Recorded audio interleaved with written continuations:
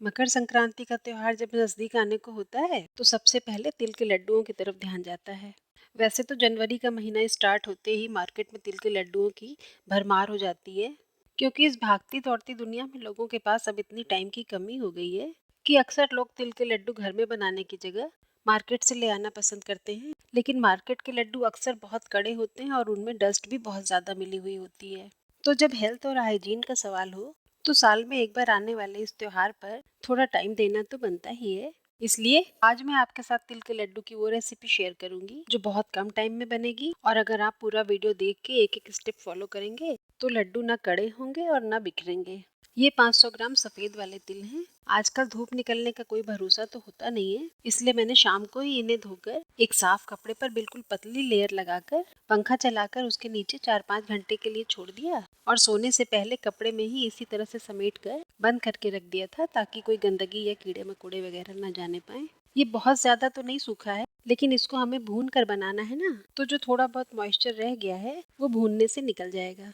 तो बस gas on करके उसके ऊपर एक कढ़ाई रखिए और उसमें ये धुले हुए तेल डाल दीजिए।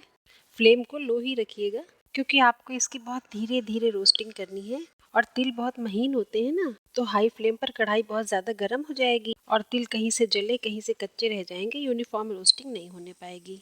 तो बस मीडियम फ्लेम पर एक स्पैचुला से धीरे धीरे तिल को उलटते पुलटते रहिए। अभी तो इसमें काफ़ी मॉइस्चर है ना, तो शुरू शुरू में स्पैचुला चलाने में थोड़ी परेशानी आएगी, थोड़ा भारी लगेगा।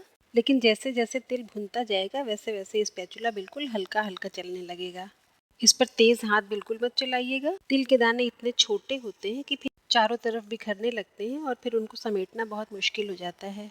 3-4 मिनट के अंदर ही देखिए तिल कितना हल्का लगने लगा और इसका कलर भी सफ़ेद से गुलाबी होने लगा है।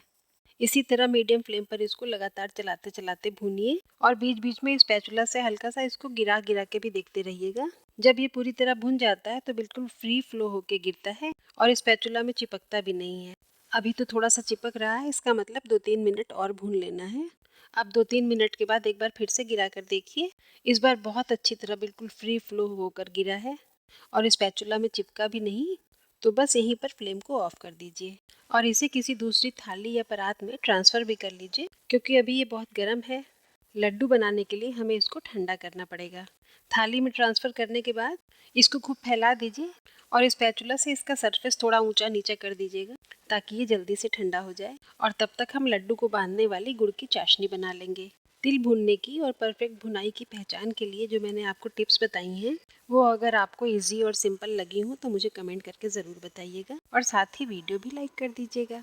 यहाँ इसी सेम कढ़ाई में मैंने 500 ग्राम तिल के लड्डू बनाने के लिए 400 ग्राम के करीब गुड़ लिया है। ये गुड़ मैंने डायरेक्ट कढ़ाई में डाल दिया, क्योंकि मैंने इसका एक छोटा सा टुकड़ा चख कर देखा है। ये बिल्कुल साफ सुथरा है और जरा सा भी डस्टी नहीं है। आप भी जब लड्डू बनाने के लिए गुड़ लीजिएगा तो उसका एक छोटा सा टुकड़ा दांतों से दबाकर जरूर देख लीजिएगा। और अब हम इसमें 1 कप पानी डालेंगे। गुड़ के पिघल जाने तक फ्लेम को बिल्कुल लो रखना है, और साथ ही इसको स्पैचुला से लगातार दबाते और काटते रहिए। वैसे होना तो ये चाहिए कि या तो आप जैगरी पाउडर यूज करें या कढ़ाई में डालने से पहले ही गुड़ को छोटे छोटे टुकड़ों में तोड़ लें।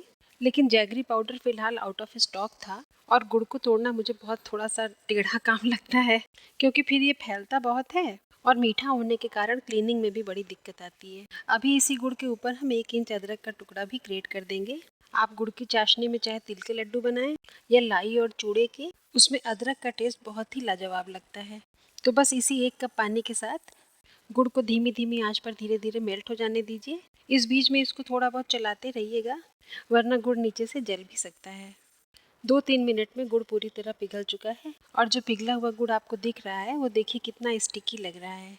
आप जब लड्डू बनाने के लिए मार्केट से गुड़ लीजिएगा तो स्टिकी वाले गुड़ ही लीजिएगा। एक सूखा सूखा सा भी गुड़ आता है जो थोड़ा खुरदुरा होता है और ऐसा लगता है जैसे उसमें चीनी के दाने पड़े हैं, वो गुड़ मत लीजिएगा, क्योंकि उसकी चाशनी बनाने से लड्डू आसानी से बंधते नहीं हैं।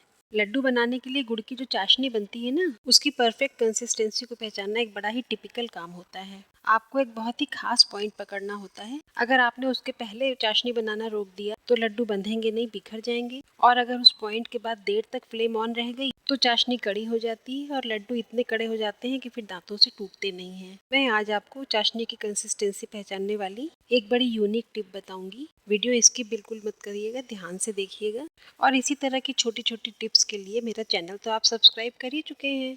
नहीं किया है तो अब कर लीजिए, क्या ही बुरा है। गुड़ पूरी तरह पिघल चुका है तो अब आप फ्लेम को मीडियम टू हाई भी कर सकते हैं, लेकिन हाई फ्लेम पर चाशनी उबल कर गिर जाने का डर भी रहता है, तो फ्लेम को वहाँ ले जाकर सेट कर दीजिए जहाँ पर चाशनी कढ़ाई में बिल्कुल एक सी हाइट पर बनी रहे और लगातार बॉयल होती रहे। अभी चाशनी बिल्कुल कच्ची है क्योंकि इसने किनारों से कढ़ाई को पकड़ रखा है।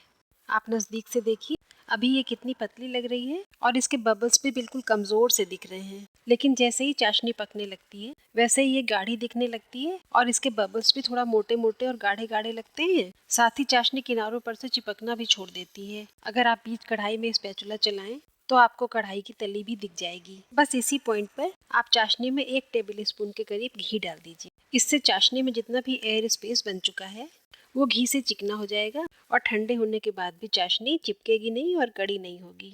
अब आप फ्लेम को बिल्कुल लो कर दीजिए और चाशनी को अच्छी तरह चला दीजिए ताकि घी पूरी चाशनी में मिक्स हो जाए।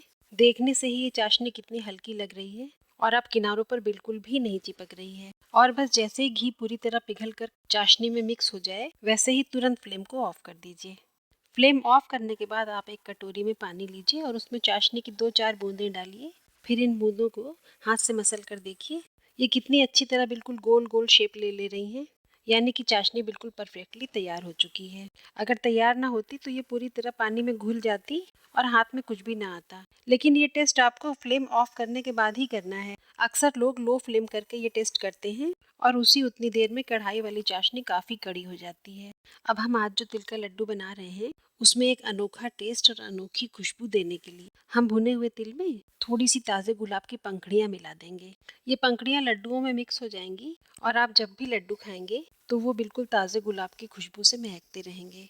अब ये सारा का सारा तिल कढ़ाई में रखी हुई चाशनी में धीरे धीरे मिला दीजिए। याद रखिएगा फ्लेम ऑफ है, फ्लेम को ऑन नहीं करना है। अब अभी ये चाशनी बहुत देर तक गर्म रहेगी, तो बिल्कुल धीरे धीरे आराम से इस स्पैचुला से चलाते हुए तिल और चाशनी को आपस में अच्छी तरह से मिक्स कर लीजिए। हमने सब कुछ मेज़रमेंट के हिसाब से लिया है, इसलिए न कुछ कम पड़ेगा और न कुछ ज़्यादा होगा। ये गुड़ की चाशनी में बहुत ज़्यादा हीट होता है और ये काफ़ी देर तक गर्म रहती है, इसलिए ध्यान रखिएगा अभी ये हाथों के कांटेक्ट में बिल्कुल भी ना आए, वरना इससे स्किन जल सकती है। अब सारे तिल को सारी चाशनी में इसी तरह से धीरे धीरे मिला लीजिए और देखिए मिलाने के बाद ये इस तरह से मिक्सचर तैयार हो जाएगा। अभी ये गर्म है इसलिए देखने में इतना ज़्यादा पतला लग रहा है और फ्लोई लग रहा है। जैसे जैसे ठंडा होता जाएगा वैसे वैसे ये जमता जाएगा। तो अभी इतने गर्म टेम्परेचर में लड्डू हमें बनाना भी नहीं है, बन ही नहीं पाएगा। इसके थोड़े से ठंडे होने का इंतज़ार कीजिए ताकि गुड़ में स्टिकीनेस आने लगे और फिर दोनों हाथों में पानी लगा लगा कर थोड़ा थोड़ा मिक्सचर उठाते हुए अपनी मनपसंद साइज़ के लड्डू बना लीजिए। वैसे तिल के लड्डू थोड़े छोटे ही बनते हैं क्योंकि इसकी तासीर काफ़ी गर्म होती है। अगर लड्डू बड़े बनाएंगे तो एक पूरा लड्डू खाने पर थोड़ा डाइजेशन में प्रॉब्लम पैदा कर सकता है। ये मिक्सचर अभी भी काफ़ी गर्म है इसलिए लड्डुओं में गोल शेप नहीं आ रहा है, ये बिखर से जा रहे हैं। लड्डू बनाने के लिए मुझे अभी इसके ठंडे होने का थोड़ा और इंतज़ार करना पड़ेगा। और ये देखिए आधे किलो तिल से ये 2 थाल भर के तिल के लड्डू तैयार हो गए हैं। आप मेरे चैनल का नोटिफिकेशन बटन ज़रूर ऑन रखिएगा क्योंकि अगली बार मैं तिल से गजक बनाने की एक शानदार रेसिपी आपके साथ शेयर करने वाली हूँ। ठंड के दिनों में तिल का गजक हमारे लखनऊ की शान होता है। चैनल सब्सक्राइब करने के लिए और वीडियो लाइक करने के लिए आपका बहुत बहुत शुक्रिया। अगले वीडियो में जल्दी ही कुछ अच्छा सा लेकर के आ रही हूँ। तब तक ये ताज़े गुलाब की खुशबू में महकते हुए ये मीठे और सोंधे तिल के लड्डुओं की आसान सी रेसिपी आप ज़रूर ट्राई कीजिएगा। अभी तक आपने मार्केट के लड्डू अगर खाए हैं तो अपने हाथ के लड्डू खा करके बहुत ही मज़ा आने वाला है। आपको मकर संक्रांति की बहुत बहुत शुभकामनाएं। अपना बहुत ध्यान रखिएगा। मिलते हैं नेक्स्ट वीडियो में। Bye bye and take care.